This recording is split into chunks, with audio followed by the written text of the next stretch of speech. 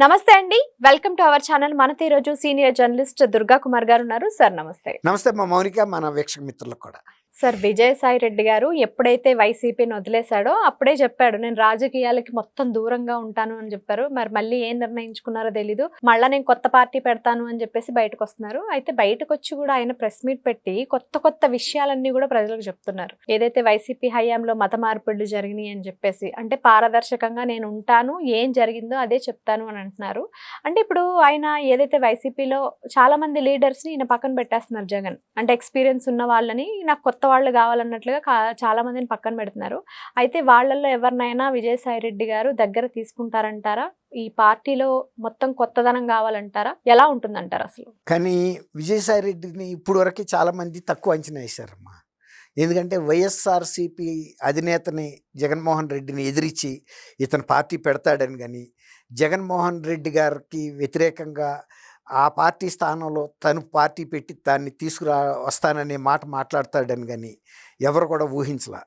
ఇవాళ ఆయన ఆత్మహత్య చేసుకున్న అసిస్టెంట్ ఇంజనీర్ నూకరాజు కుటుంబం ఆత్మహత్యకి సంబంధించి రియాన్స్ రెడ్డి అనే ఒక 10 ఏళ్ల పిల్లాడు మాత్రం బతికాడు. అతన్ని పరామర్శించడానికని వెళ్ళిన విజయసాయి రెడ్డి గారు ఆ పరామర్శ విషయం పక్కన అది ఎట్లా అయినా ఉండి కొన్ని అంశాలను ఆయన చాలా బాహాటంగా మాట్లాడాడు.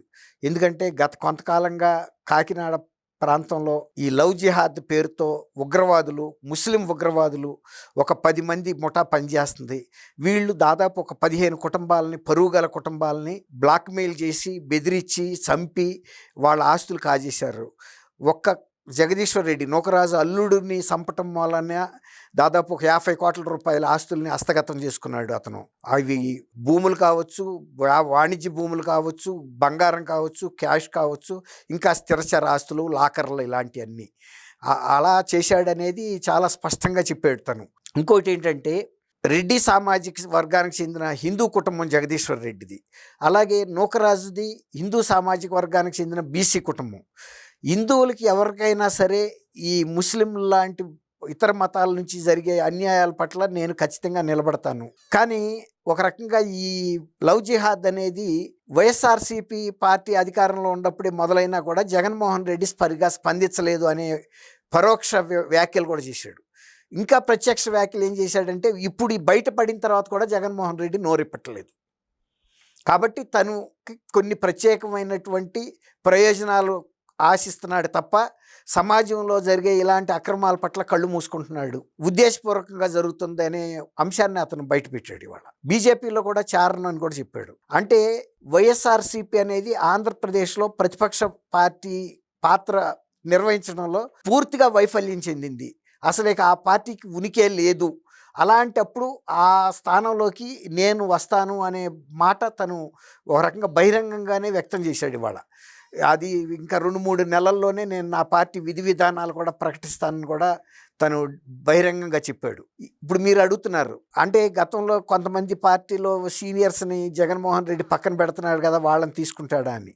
ఆ అంశం మీద కూడా విజయసాయి రెడ్డి గారు ఏమీ మాట్లాడలేదు. కానీ వైఎస్ఆర్సీపీలో ఉన్న ఇతర నాయకుల మీద ఏమి ఆయన వ్యాఖ్యలు కూడా చేయలే. పార్టీ గురించి చేశాడే తప్ప నాయకుల గురించి చేయలేదు. కాబట్టి ఎవరన్నా ఆయనతో కలిసి వచ్చే వాళ్ళని కలుపుకుంటే కలుపుకోవచ్చు. కానీ ఇక్కడ ఒక పెద్ద కీలకమైన అంశం ఏంటంటే, విజయసాయి రెడ్డి గతంలో జగన్మోహన్ రెడ్డితో అన్ని నేరాల్లో అంటకాగిన వ్యక్తి, అన్నిట్లో అక్యూజ్డ్ 2గా ఉన్నాడు.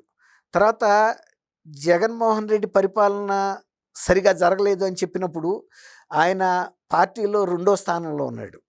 మరి ఆ రోజున జగన్మోహన్ రెడ్డిని ఈయన ఎందుకు హెచ్చరించలేదు? ఆర్థికంగా లబ్ధి పొందటానికి వైజాగ్ ప్రాంతంలో ఈయన చేసిన భూ కబ్జాలు అవన్నీ కూడా ప్రజలందరికీ కూడా తెలుసు.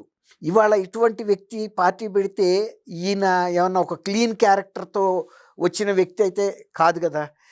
అందులో ఆ తానులో ఒక ముఖ్య తనకు తను ఎక్కువగా ప్రజల్లో ఆదరణ వస్తా అనుకుంటున్నాడు. కానీ తను నెల్లూరు జిల్లాలో కిందసారి లోక్సభ సభ్యుడిగా పోటీ చేశాడు, తన సొంత జిల్లా అది. కానీ వేమిరెడ్డి ప్రభాకర్ రెడ్డి గారి మీద చాలా చిత్తుగా ఓడిపోయాడు. అంటే సొంత జిల్లాలోనే చెల్లని విజయసాయి రెడ్డి ఒక రాష్ట్ర వ్యాప్తంగా పార్టీ పెట్టి ప్రజల్ని ఎలా ఆకర్షించగలుగుతాడని అనుకుంటున్నాడో మరి మనకు తెలీదు. ఒక మీడియా హౌస్ పెట్టడం అంటే ఎవరైనా పెట్టొచ్చు, పెట్టుకోవచ్చు డబ్బులున్నోళ్ళు. ఈవెన్ పార్టీ కూడా పెట్టొచ్చు. ఆ మాటకొస్తే జగన్మోహన్ రెడ్డి కూడా పెట్టాడు. కాకపోతే జగన్మోహన్ రెడ్డికి ఉన్న ఒక అడ్వాంటేజ్ ఏంటంటే తనకి ఫేస్ వాల్యూ లేకపోయినా తండ్రి ఫేస్ వాల్యూని వైఎస్ఆర్సీపీ పార్టీగా పెట్టుకున్నాడు. తర్వాత తండ్రి విధానాలని నేను అనుసరిస్తానని చెప్పాడు. అట్లాగే తల్లి చెల్లి వాళ్ళు రాజకీయ కుటుంబం కాబట్టి వాళ్ళిద్దరు బలం కూడా ఆయనకి పనిచేసింది. విజయసాయి రెడ్డి గారికి ఆయన పూర్వీకులు కానీ ఆయన కానీ గతంలో కేవలం ఆయన జగన్మోహన్ రెడ్డి ఆదరణతోనూ ఆయన దయాదాక్షిణ్యాలతోనే నేను ఇంత స్థాయికి ఎదిగానని కూడా చెప్పుకున్నాడు. రాజ్యసభ పక్ష నాయకుడిగా కానీ లేకపోతే పార్టీ జాతీయ కార్యదర్శిగా కానీ స్పోక్స్ పర్సన్గా కూడా చెప్పాడు ఆయన. మరి అలాంటి ఆయన దయాదాక్షిణ్యాల మీద పెరిగిన వ్యక్తి స్వయంగా పెరగటం అనేది ఎట్లా సాధ్యం అవుతుంది అనేది నాకు కూడా అర్థం కావట్లేదు. ఇప్పుడు నిజంగా కనుక ఆ రోజున జగన్మోహన్ రెడ్డిని పూర్తి స్థాయిలో కనుక తప్పు చేస్తున్నాడు అని అధికారంలో ఉన్నప్పుడే పార్టీలో ఉన్నప్పుడే కనుక బయటకు వచ్చి ఉంటే అది వేరే మాట. అప్పుడు ఈయన బయటకు వచ్చేసేవారు. బయటకు వస్తే అది అట్ట రాలా. ఇప్పుడు అన్నీ అయిపోయి ఈయన సామాన్లన్నీ సర్దుకుని ఇప్పుడు ఏది లాభదాయకంగా ఉంటుందా అని ఎన్ని బెరీజులు వేసుకుని కొన్నాళ్ళు వ్యవసాయం చేస్తానని, కొన్నాళ్ళు ఆధ్యాత్మికంగా ఉంటానని, ధ్యానం చేసుకుంటానని ఇన్ని కారణాలు చెప్పి ప్రజా జీవితం నుంచి అటు ఇటు తిరిగి నేనే పార్టీ పెడతానని అంటే నువ్వు దేనికోసం పెడతావు, ఎవరి కోసం పెడతావు, గతంలో నువ్వు ఈ రాష్ట్రానికి చేసిన సేవలు ఏంటి? జగన్మోహన్ రెడ్డికి వ్యక్తిగతంగా ఆయన కేసులు విచారణకు రాకుండా ప్రధానమంత్రి కార్యాలయంతో సమన్వయం చేసుకుని తోడ్పడ్డావు. కానీ ఆయన చేసిన వాటిల్లో నేను బయటకు వచ్చి అతను దస్తగిరిలాగా నేను అప్రూవర్గా మారతానని నేను చెప్పలేదు కదా. తర్వాత సూట్ కేస్ బ్రీఫ్ కేస్ కంపెనీలు పెట్టడంలో నీదే కదా ప్రధాన పాత్ర. ఇప్పుడు దొంగతనం చేసినాడిది ఎంత పాత్ర ఉందో ఆ దొంగ సామాను మోసినాడు కూడా సమానమైన నేరమే. ఇప్పుడు దొంగతనం చేశాడు, భుజం మీద పెట్టి నిన్ను మోసుకురమ్మన్నాడు.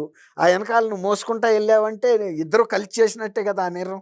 అంతేగాని నేను మోసుకెళ్ళా కానీ దొంగతనం చేయలేదంటే కుదరదు. ఇవాళ జగన్మోహన్ రెడ్డిని తను కాదని నేనేదో పెద్ద ఒక జాతీయవాదిలాగా మాట్లాడుతున్నాడు ఇవాళ ఆయన. మరి అది అంత నప్పల ఆయనకి. గతంలో వర్కౌట్ అవ్వదు. తర్వాత ఎప్పుడు ఆ స్థాయిలో బయటకు వచ్చి తను ఇప్పుడు మాట్లాడక కూడా ఎవరు చూడలేదు. ఇవాళ ఈ నూకరాజు కుటుంబాన్ని అడ్డం పెట్టుకుని ఈ పరామర్శ యాత్రలో ఈ రాజకీయ యాత్ర కలగలుపుగానే సేమ్ జగన్మోహన్ రెడ్డి బాణిలోనే వెళ్తున్నాడు ఆయన కూడా.